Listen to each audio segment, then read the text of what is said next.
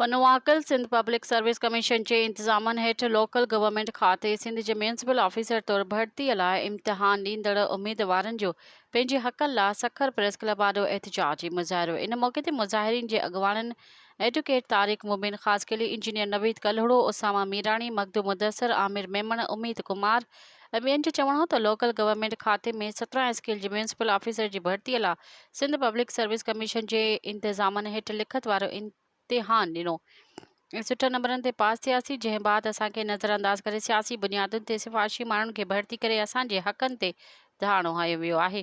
हुन चयो त भर्ती कयल ऑफिसरनि खे असां सां गॾु विहारे आम्हूं साम्हूं इम्तिहान वरितो वञे।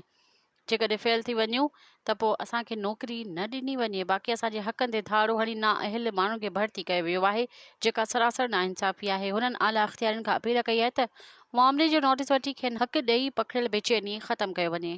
मज़ीद ख़बरनि ऐं तफ़सीलात लाइ विज़िट कयो असांजी वेबसाइट www.awamiNewsHD.com ऐं ॾिसंदा रहो अवामी न्यूज़ HD।